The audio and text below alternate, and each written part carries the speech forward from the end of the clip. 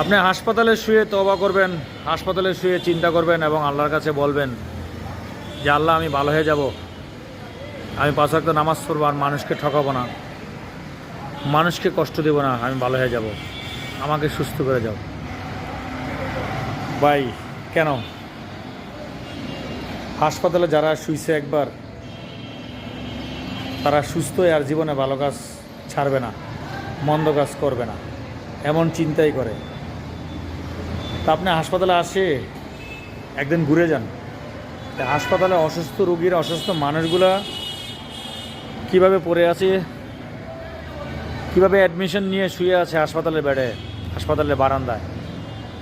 তখন আপনার এই পরিস্থিতি দেখে হাসপাতালে শুয়ে আর তওবা করতে হবে না, সুস্থ থাকা অবস্থায় তওবা করবেন যে আমি আর মানুষকে ঠকাবো না কখন।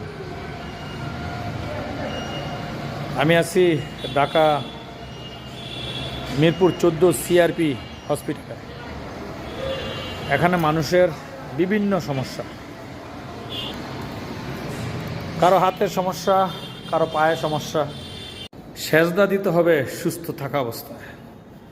হাসপাতালের বেডে শুয়ে তওবা করবেন, আল্লাহকে ডাকবেন, মানুষ ঠকাবো না, ভালো হয়ে যাব, সুস্থ হলে নামাজ পড়ব, এমন চিন্তাভাবনা করাটা একদম বোকামি।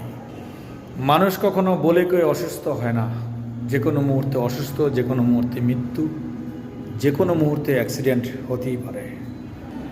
তাই বলছি আপনারা হাসপাতালে ঘুরবেন, কবরস্থানে যাবেন, বৃদ্ধাশ্রমে যাবেন, তাহলে বুঝবেন মানুষের জীবন কতটা বৈচিত্র্যময়। মানুষ সুস্থ থাকলে সুস্থতার মর্ম বোঝে না।